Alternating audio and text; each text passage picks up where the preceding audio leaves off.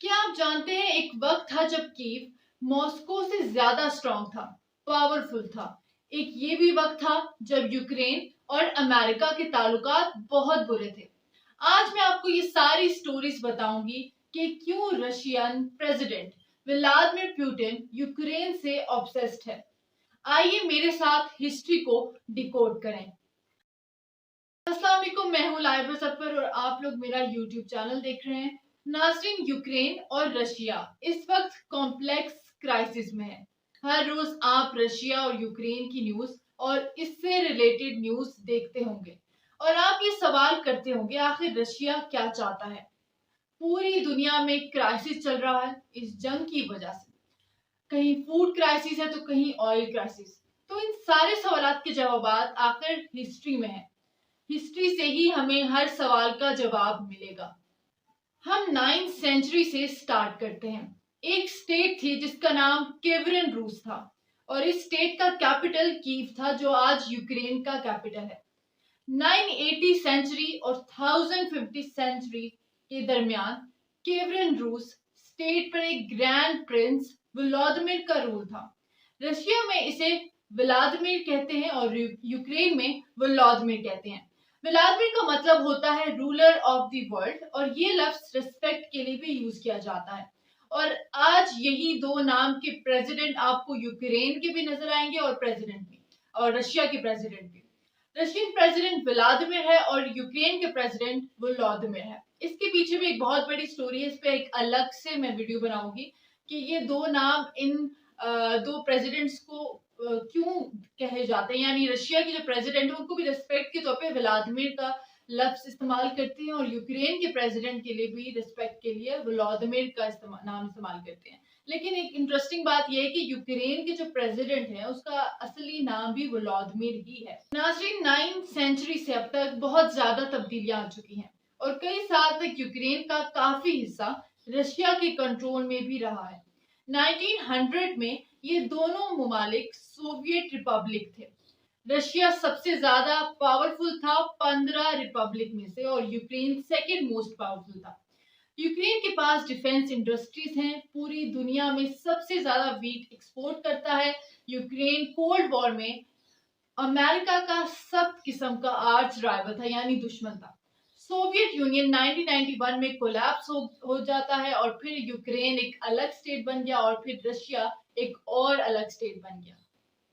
नाजरीन, जब यूक्रेन और रशिया कोलैप्स हो गए यानी सोवियत यूनियन कोलैप्स हो गया था तो यूक्रेन ने सोवियत न्यूक्लियर आर्सेनल हासिल किए थे, लेकिन 1994 में रशिया को दे दिए थे और इसके बदले में रशिया ने यूक्रेन को सिक्योरिटी का वादा किया था।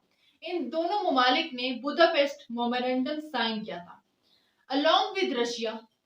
नवंबर 2013 में जब विक्टर यानुकोविच यूक्रेन के एक प्रेसिडेंट थे और ये प्रेसिडेंट प्रो रशियन था और बहुत ज्यादा करप्ट था, ऐसा यूक्रेन की पब्लिक सोचती है।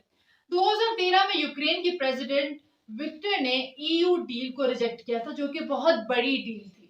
यूक्रेन के लिए बहुत अच्छी ऑफर थी, लेकिन विक्टर ने $15 बिलियन की बेल आउट एक डील कर ली थी रशिया के साथ, जिसके बाद यूक्रेन की आवाम बहुत ज्यादा सख्त नाराज हुई थी विक्टर, जो उस टाइम के यूक्रेन के प्रेसिडेंट थे, उससे। यूक्रेन की डील साइन हुई तो यूक्रेनियन को ये बात पसंद नहीं आई और उनको लगा कि शायद उनको रशिया ने खरीद लिया है और पूरे यूक्रेन में प्रोटेस्ट का आगाज हो गया और इस प्रोटेस्ट का नाम यूरो मेडन था। यूरो मींस क्योंकि ये प्रोटेस्ट यूरोप के लिए था और मेडन क्योंकि ये प्रोटेस्ट कीव में हुआ था और कीव जो है वो वेस्टर्न एरिया में आता है और वेस्टर्न पार्ट आगे चल के मैं आपको बताऊंगी कि किस तरह यूक्रेन के दो पार्ट यानी वेस्टर्न पार्ट और ईस्टर्न पार्ट इतने ज्यादा मुख्तलिफ क्यों है। क्योंकि अब प्रोटेस्ट का आगाज हो गया था तो विक्टर जो जिसकी गवर्नमेंट थी यूक्रेन में वो रशिया के पपेट था और उसको हटा दिया गया था और ये बात रशिया को पसंद नहीं आई थी। नाज़रीन, यूक्रेन में जब विक्टर ने रशिया के साथ डील की थी तो बहुत ज्यादा प्रोटेस्ट थे और प्रोटेस्ट ने इतनी ज्यादा शिद्दत इख्तियार कर ली थी फिर रशिया ने भी कोई एक्शन तो लेना था।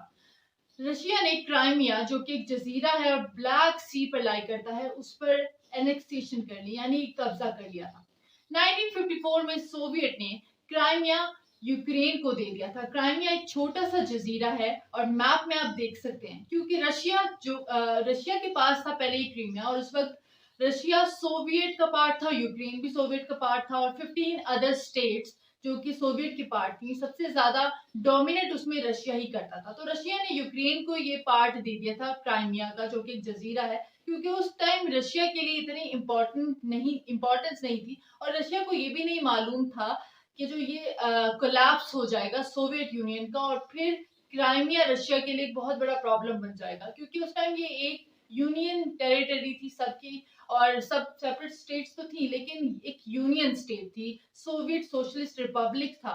लेकिन उस टाइम जब रशिया ने यूक्रेन को क्राइमिया यानी एक जजीरा दिया था, तो उस टाइम यही समझा था कि ये तो हमारा ही हिस्सा है, और उस टाइम जो रशिया की मिलिट्री फौज थी वो भी क्राइमिया पर तैनात थी, तो इससे लोगों को फर्क नहीं पड़ता था, किसी को भी फर्क नहीं पड़ता था।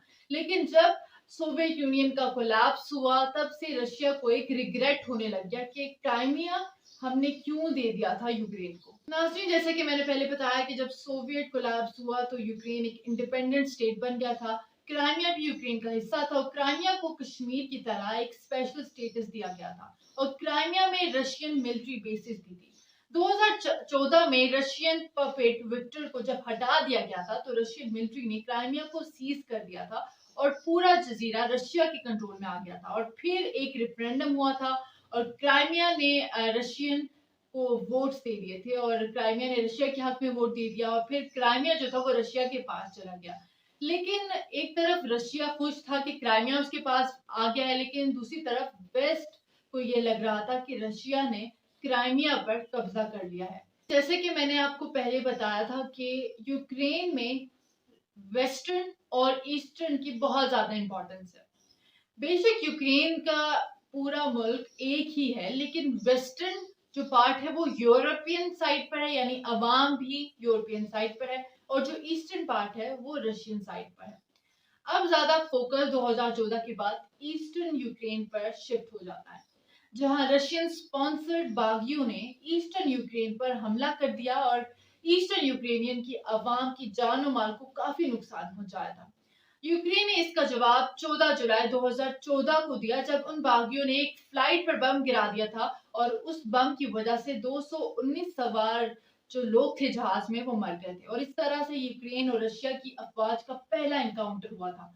और फिर कई दिन तक जारी रही ये झड़पें, जारी रही वेस्ट और ईस्ट के दरमियान, क्योंकि ईस्ट में रशियन के जो बागी थे वो बहुत ज्यादा डोमिनेंट थे, और फिर जो एक ही मुल्क के अंदर यूक्रेन की जंग स्टार्ट हो गई थी, क्योंकि जो रशियन के जो बागी थे, रशिया ने जो स्पॉन्सर्ड बागी छोड़े हुए थे वो ईस्टर्न साइड पे थे, और जो यूक्रेन का वेस्ट पार्ट है वो थोड़ा यूरोपियन साइड पे है, और उनका कल्चर भी यूरोपियन जैसा है। तो एक ही मुल्क के अंदर दोनों पार्ट्स के अंदर जंग स्टार्ट हो गई थी बाकायदा तौर पर, और फिर काफी अरसे तक ये जंग जारी रही, और फिर इन दोनों ममालिक के दरमियान यानी यूक्रेन और रशिया के दरमियान एक मिन्स्क अकॉर्ड साइन हुआ था, और ये अकॉर्ड साइन करवाया था वेस्टर्न कंट्रीज ने।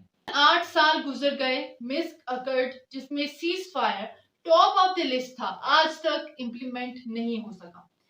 यूक्रेन यूरोप का सबसे बड़ा मुल्क है, 6000 स्क्वायर किलोमीटर एरिया पर ये मुल्क का एरिया लाई करता है, यानी मुश्तमिल है।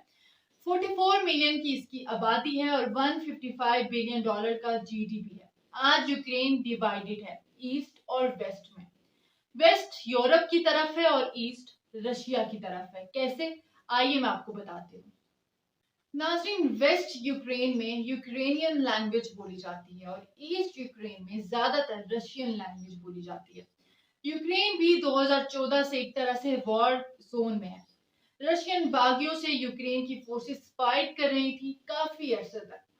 रशियन बागी यूक्रेन के दो हिस्से यानी लुशांक और डोनेट्स्क, ये दोनों बहुत बड़े हिस्से यूक्रेन के, और इन दोनों एरियाज को डोनबास रीजन भी कहा जाता है। 24 फरवरी 2022 को रशिया ने फिर से अपनी फौज के जरिए यूक्रेन को इन्वेड किया। इस बार रशिया क्या चाहता था? सोवियत के कोलैप्स होने के बाद रशिया की हेजमनी फिर भी बरकरार रही, और रशिया चाहता था कि जो 15 स्टेट्स इंडिपेंडेंट हुई है उन पर मेरा जोर और मेरी हेजमनी बरकरार रहे। लेकिन यूक्रेन का हमेशा से झुकाव यूरोप की तरफ था और यूक्रेन नेटो का हिस्सा बनना चाहता था, लेकिन पुतिन ऐसा नहीं चाहता था। सोवियत स्टेट्स पर अपनी हेजमनी बरकरार रखने के लिए जितना हो सका पुतिन ने अपना होल्ड बरकरार रखा, लेकिन यूक्रेन ने भी आगे से आगे दिखाना शुरू कर दी, क्योंकि यूक्रेन भी रशिया की तरह पावरफुल स्टेट है। मैंने आपको बताया कि यूक्रेन के पास सबसे ज्यादा वीट है, रशिया के मुकाबले का डिफेंस भी मौजूद है। और जैसे कि मैंने आपको बताया कि ये जो वॉर स्टार्ट हुई है 24 फरवरी से, इसका ताल्लुक हिस्ट्री से है, प्रेजेंट से इसका ताल्लुक नहीं है। रशिया हमेशा से अपनी हेजमनी बरकरार रखना चाहता है दुनिया की एक हिस्से पर, लेकिन यूक्रेन नेटो का हिस्सा बनना चाहता है। ये बात भी सच है कि रशिया यूक्रेन की इंडिपेंडेंस को एक रिग्रेट समझता है, और ये बात भी सच है कि 1991 में जब दोनों ममालिक सोवियत यूनियन थे, तब भी यूक्रेन पर रशिया का होल्ड था। यूक्रेनियन अवाम के हवाले से थोड़ा सा बताती हूँ। हर 6 यूक्रेनियन में से एक एथनिक रशियन है। इस वक्त हर 3 में से एक रशियन लैंग्वेज बोलता है यूक्रेन में। व्लादिमीर पुतिन कहता है कि रशिया यूक्रेन एक है। कॉलोनियल हिस्ट्री पर यह क्लेम करना गलत होगा, क्योंकि इस तरह तो फिर ब्रिटिश भी ये क्लेम कर सकता है कि इंडिया और पाकिस्तान भी मेरा हिस्सा है। Past imperialism cannot justify present expansion day.